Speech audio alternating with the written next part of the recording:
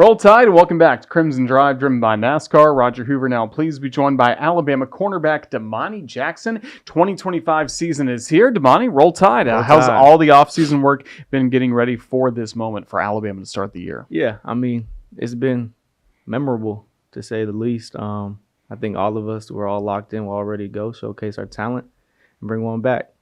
We're certainly excited for that. For you, year two at Alabama. What's the biggest change between year one to year two?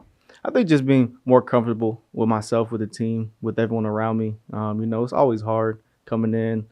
Everyone's new. We just got to all learn each other, and I think we did a great job from January 14th all the way till now. So we'll showcase that August 30th. But, it's one game at a time, one day at a time. So we just got to do that. How'd you see this fan base kind of embrace you as one of their own last year? Yeah, I mean, they had two superstars leave, and, I had to fill that role. And I felt as this community, the fans, everyone around me, led me into that role. So I'm happy. Was there much of an adjustment playing against some SEC teams after your career at USC? I mean, I tell them on this, SEC is different. I will admit that. I mean, I was a kid not trying to think that, but, I went to previous school or whatnot, but SEC ball is different. But football is football at the end of the day, wherever you go. I mean, if you shine, you grind, just do what you do, you're going to make it. And this is the first time we talked to you. And normally we kind of go through the bios of everybody getting their way here. Where'd you grow up and how'd you get into football? Okay, so I'm a military baby, so I grew up everywhere. I'll probably say I started football in Hawaii. I lived in Ohio, Pennsylvania, California, Hawaii.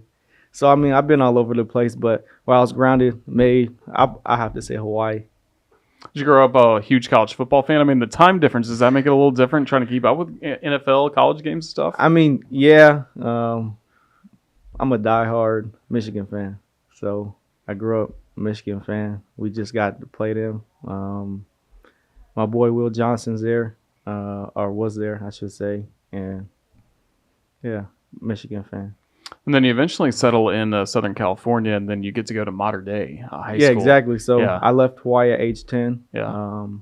I went to Winter Circle Prep Academy my 8th grade year, got ready for high school. Eventually went to Mater Dei High School all 4 years, and then went to SC, and now I'm here. Is it almost like playing college football when you go to Mater Dei with so many college players, NFL players they produced? Yeah, I mean, it's just like here. I mean, that program is amazing. Kind of the same thing my head coach, Bruce Rollinson, did as Nick Saban and built that. Military. It's straight like military. It's just going and work, and bring home championships. So, I mean, that's what I did. I think I went maybe like 40-something and 2. Wow. 30-something and 2. Yeah, I lost 2 to St. John Bosco. That's one of the schools I lost to. Every team outside the country or outside the states we beat. So, in-house battles. And now you're reunited with some of those guys here. You're one of 4 Mater Dei players to make their way to Alabama. How special is that bond between you 4? Yeah, exactly. I mean, we're always trying to bring people from California because obviously SEC, they don't really, or previously Alabama didn't recruit California kids, and the whole 2 sides of the corners, are all California kids. So we're just trying to make a name for our state. Yeah, you and Xavier Brown, the other corner for the Crimson Tide. How did you see him step up as a freshman last year?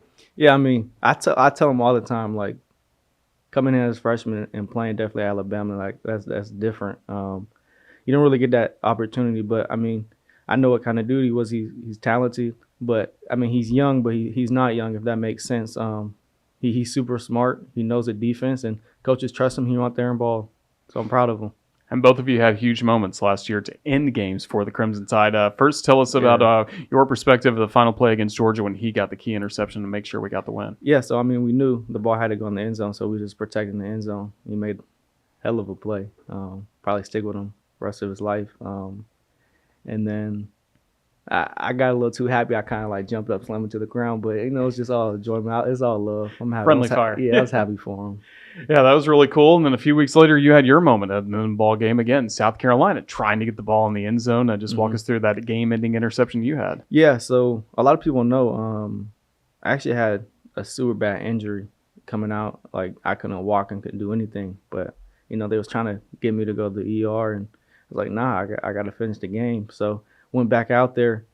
think I went back towards third quarter about, and it was the last play, and I knew they had to obviously go deep again.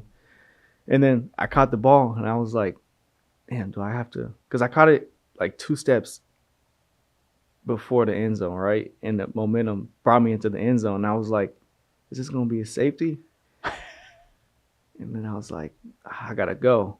And then I was just running. And then a lot of people say, get down. But I looked up, and it was 4 seconds left on the clock. So I was like, I'm going to just run to the clock run out. And then I got down. Everybody's yelling at me. I'm like, I just ran the clock. I'm not going to score. But, yeah, it was a surreal moment. It was fun. Yeah, 100,000 people in this stadium. Malachi Moore probably was screaming at you louder than anybody. Could you hear him at that time? I mean, I really didn't hear him. Yeah. I mean, I knew the video. You can't hear anything in the moment, so you just got to go where the coaches preach all summer.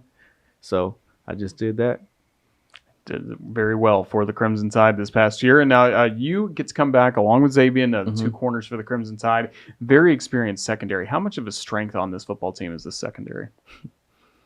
We got some dogs. I'll say that. Like we talk, every single day about it. There's no drop off. Like, you know how a lot of schools, the 2s go out.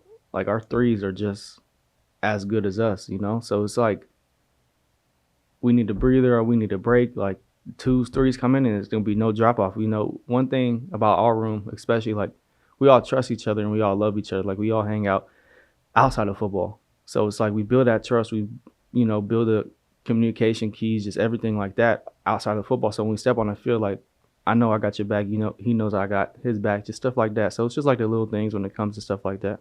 And how about the communication you guys got to have with the safeties? Yeah, exactly. Yeah. So we all meet as one. We all same word, same sentence, stuff like that. So I mean, it's some plays where it's like, go ahead, Keon, or Bray, or Mintz, just jump it. I'm gonna protect you. It's just little stuff like that. So we always got each other's back, definitely back in.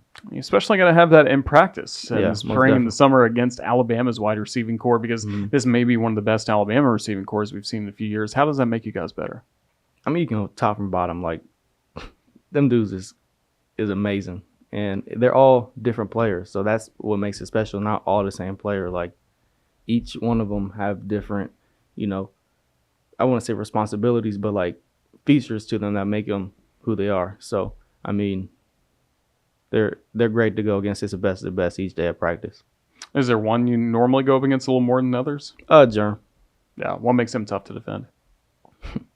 I can't give it away, but Germ, he can do everything. Germ can do everything. Like, he can do everything, and he's great at everything he do. It really is. Yeah. So, again, there's a lot of excitement for this defense, especially. How do you see, like, a linebacker like Deontay Lawson, who was lost at the end of the year with injury, but he makes the decision to come back? How much does that help you guys on the field? Yeah, I mean, he was our captain last year. Just having him back and all the other people in the front, our D-line, like JJ, for instance, he's another one who had able to come back. And it's just a confidence in them. They bring us along when he may see something off or something down. And he's just that great leader that everyone needs in the defense, and he's a hell of a player. And then in the coaching staff, a great leader, of course, Coach Linguist. But how about Jason Jones impacting this staff? Yeah. Me and Coach Jones had a one-on-one when he first got here, and I just had to introduce everyone to him. He just wanted to really know what everyone was working on and what they need to work on, stuff like that. But he's a great coach to have around. Obviously, he played here. He's a great coach. Now it's year 2 for you at Alabama. Just what's your favorite part of game day, especially here in Tuscaloosa? When we drive past the quad, it's just like all the fans, everyone's cheering. You get off the bus, there's about 50,000 people just right there screaming, ready to go. Gets you in that mode. And then when you finally run out that tunnel's different. Just every time it just gives you goosebumps. Like, it's different here. That's a special place. Well, you're a special player for the Crimson Tide. Domani, just thank you for the time you've given us. All the best for what's coming up this season. Thank you. Roll Tide. Roll Tide.